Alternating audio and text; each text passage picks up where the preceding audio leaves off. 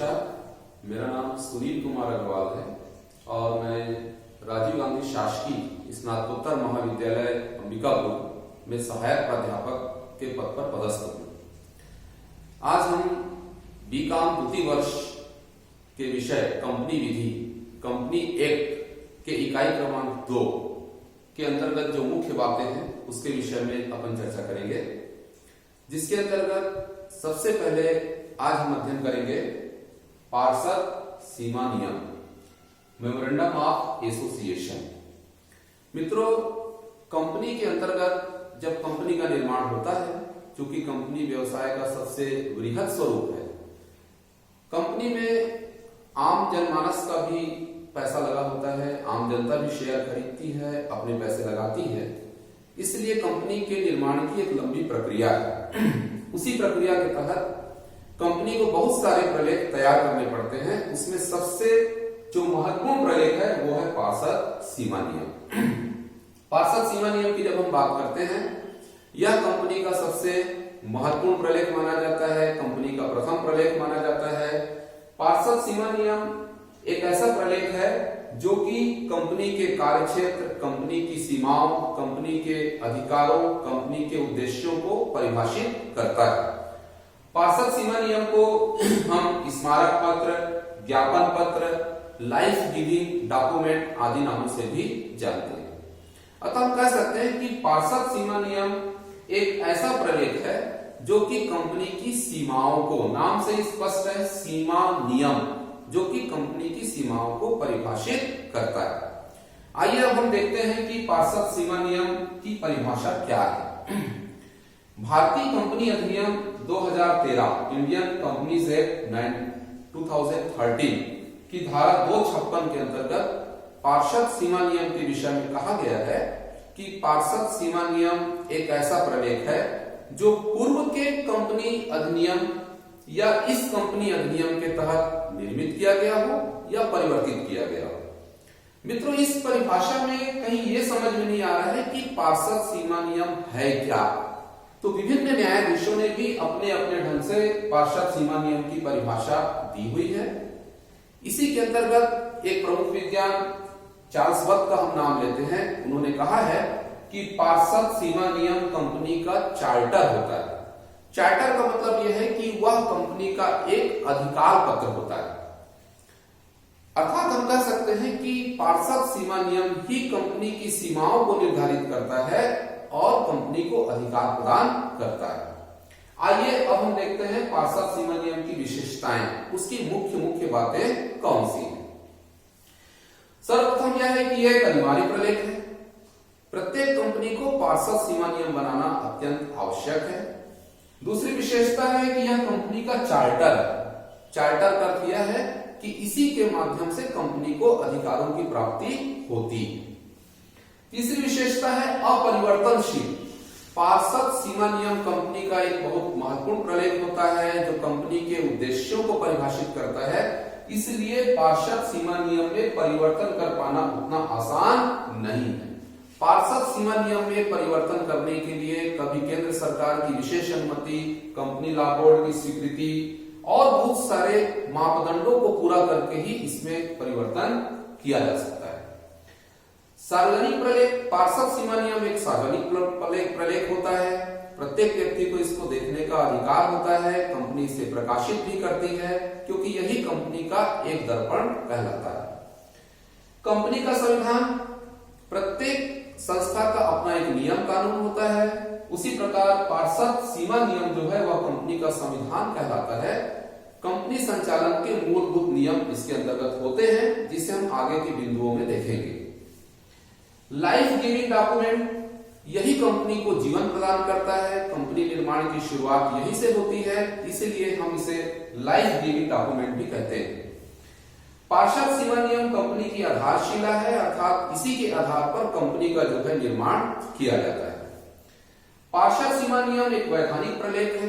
विधान के अंतर्गत, कंपनी अधिनियम के अंतर्गत ही इसका निर्माण किया जाता है। पार्षद सीमा नियम मुद्रित भी होता है और पार्षद सीमा नियम कई भागों में विभक्त होता है। A, B, C, D, E विभिन्न कंपनियों और उनके विभिन्न स्वरूपों के हिसाब से अलग अलग भागों में इसे बांटा जाता है। तो ये थी पार्षद सीमा नियम की विशेषताएं। अभी हमने देखा कि पार्षद सीमा नियम क्या है, उसकी परिभाषा क्या है, पार्षद सीमा नियम की विशेषताएं क्या है। चूंकि पार्षद सीमा नियम एक बहुत महत्वपूर्ण प्रलेख है, अर्थात इसका बहुत महत्व भी है, तो आइए हम देखते हैं कि पार्षद सीमा नियम का क्या महत्व है, उसका क्या इंपॉर्टेंस है। पहला बिंदु है कंपनी निर्माण का आधार।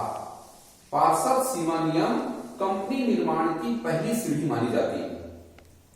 दूसरा, कार्य क्षेत्र का निर्धारण। इसका नाम ही है सीमा नियम, अर्थात पार्षद सीमा नियम कंपनी के कार्य क्षेत्र, कार्य सीमा का निर्धारण करता है। विनियोजकों को संरक्षण। चूंकि कंपनी में आम जनता का पैसा लगा होता है, लोग शेयर्स खरीदते हैं, जो इन्वेस्टर होते हैं उसको, उनके हितों को पार्षद सीमा नियम के माध्यम से ही संरक्षित किया जाता है, क्योंकि कंपनी अपनी उस सीमा के बाहर जाकर कोई भी काम नहीं कर सकती है। राष्ट्रहित पोषक या कंपनी की सीमाओं को निर्धारित करती है, इसलिए कंपनी कोई भी ऐसा काम नहीं कर सकती है जो कि राष्ट्रहित के विरुद्ध हो। पथ प्रदर्शक। इसका तात्पर्य है कि सीमा नियम की सीमाओं पर रहकर ही जो है कंपनी कार्य करती है, इस सीमा से बाहर जाकर कंपनी कोई भी काम नहीं कर सकती। Ultra vires. इसी शब्द को यदि हम व्याख्या करें, इसका तात्पर्य है अधिकार से बाहर, अर्थात कोई भी कंपनी अपनी इस सीमा नियम के अधिकार क्षेत्र से बाहर जाकर कोई भी काम नहीं कर सकती। पार्षद सीमा नियम के महत्व के पश्चात इसकी जो सबसे महत्वपूर्ण जो विषय वस्तु है वो है विषय सामग्री, सब्जेक्ट मैटर, अर्थात पार्षद सीमा नियम में होता क्या है। अभी तक हम देखे हैं कि पार्षद सीमा नियम क्या है, उसकी विशेषताएं क्या हैं, उसका महत्व क्या है। अब हम उसके मुख्य तत्वों पे चर्चा करते हैं कि पार्षद सीमा नियम की विषय सामग्री क्या है, अर्थात पार्षद सीमा नियम में क्या क्या चीजें होती हैं। जब हम इसकी बात करते हैं तो पार्षद सीमा नियम के विषय सामग्री को 6 भागों में बांटा गया है और इन्हें वाक्यों की संज्ञा दी गई। अलग अलग चीजों के लिए अलग अलग वाक्यों का नाम रखा गया है, जिसमें सबसे पहला वाक्य है नाम वाक्य। नाम से स्पष्ट है, जिसके अंतर्गत कंपनी का नाम होगा। प्रत्येक कंपनी की अपनी एक पहचान दिलाने के लिए उसका एक नाम होना अत्यंत आवश्यक है, किंतु यह नाम किसी अन्य कंपनी के नाम से मिलता जुलता ना हो, नाम के साथ किसी वैधानिक शब्द का प्रयोग ना हो, नाम के साथ कुछ ऐसे शब्द हैं, स्टेट है, एम्परर है, शाही है, ऐसे शब्दों का प्रयोग जो है, क्राउन है, ऐसे शब्दों का प्रयोग नहीं होना चाहिए।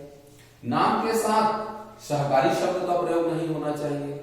यदि कोई लिमिटेड कंपनी है तो उसे अपने नाम के साथ, निजी कंपनी है तो प्राइवेट लिमिटेड, और सार्वजनिक कंपनी है तो लिमिटेड शब्द का प्रयोग करना चाहिए। दूसरा है स्थान वाक्य। नाम से स्पष्ट है कि प्रत्येक कंपनी का जब निर्माण होगा तो उसका अपना एक स्थान होगा। यहां स्थान से तात्पर्य उस स्थान से है जहां किसी कंपनी का रजिस्टर्ड कार्यालय होता है, अर्थात प्रत्येक कंपनी का अपना एक पंजीकृत कार्यालय होता है, जिसके माध्यम से कंपनी अपने पत्र व्यवहार करती है। तो स्थान वाक्य के अंतर्गत उस राज्य का नाम इसमें लिखा जाता है जहां कंपनी का कार्यालय स्थित हो। इसके पश्चात आता है उद्देश्य वाक्य। यह कंपनी का तीसरा किंतु सबसे महत्वपूर्ण वाक्य है, क्योंकि इसमें कंपनी के उद्देश्यों को लिखा जाता है। वास्तव में कंपनी का जब निर्माण होता है तो कंपनी का अपना एक उद्देश्य होता है, उस उद्देश्य को लेकर ही कंपनी की स्थापना होती है। इसी उद्देश्य को देखकर ही विनियोजक पैसा लगाते हैं, कंपनी में अपना धन इन्वेस्ट करते हैं। इसी उद्देश्य के आधार पर कंपनी की गुडविल बनती है, कंपनी की शाख बनती है कि कंपनी अपने उद्देश्यों से बाहर तो नहीं जा रही। उद्देश्यों को 2 भागों में बांटा जाता है, एक मुख्य उद्देश्य और दूसरा अन्य उद्देश्य, और इसी के आधार पर सारे लोग यह देखते हैं कि कंपनी अपने उद्देश्यों को पूरा करने में सामर्थ्य है कि नहीं। अगला जो वाक्य है दायित्व वाक्य। दायित्व वाक्य के अंतर्गत यह देखा जाता है कि कंपनी के सदस्यों का दायित्व कितना है। यदि वो अंशों द्वारा सीमित कंपनी है, यदि वह गारंटी द्वारा सीमित कंपनी है, तो कंपनी के सदस्यों का दायित्व कैसा होगा। अगला जो 5वां जो वाक्य है वो है पूंजी वाक्य। कंपनी की स्थापना के लिए बड़े पैमाने पर पूंजी की आवश्यकता होती है। कंपनी अपनी शेयर्स बेचती है। तो पूंजी वाक्य के अंतर्गत यह देखा जाता है कि कंपनी की पूंजी कितनी होगी, अधिकृत पूंजी कितनी होगी, कितने भागों में बटेगी, कैसे उसका निर्गमन किया जाएगा, कितने भागों में उसका पैसा लिया जाएगा, अभिगोपन संबंधी काम क्या होंगे, अर्थात पूंजी का पूरा स्ट्रक्चर जो है वो पूंजी वाक्य के अंतर्गत रखा जाता है।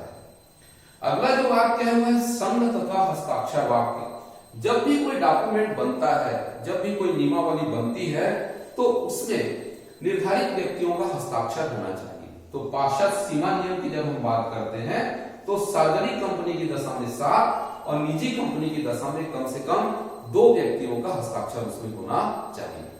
तो जब हम पार्षद सीमा नियम की बात करते हैं, इसकी विषय सामग्री की बात करते हैं, तो प्रमुख नाम वाक्य, स्थान वाक्य, उद्देश्य वाक्य, दायित्व वाक्य, पूंजी वाक्य, संघ तथा हस्ताक्षर वाक्य। तो ये हमने आज पूरा देखा कि पार्षद सीमा नियम क्या है, इसकी क्या परिभाषा है, इसकी क्या विशेषताएं हैं, इसका क्या महत्व है, इसकी क्या विषय सामग्री है। अंत में मैं आपको यह बता दूं कि पार्षद सीमा नियम कंपनी का सबसे महत्वपूर्ण प्रलेख है, सबसे महत्वपूर्ण डॉक्यूमेंट है, जिसमें कंपनी के उद्देश्यों, अधिकारों, सीमाओं, कार्य क्षेत्रों को परिभाषित किया जाता है और उसी सीमा के अंदर रहकर कोई कंपनी जो है अपना काम करती है। तो ये आज हमने देखा पार्षद सीमा नियम। नमस्कार।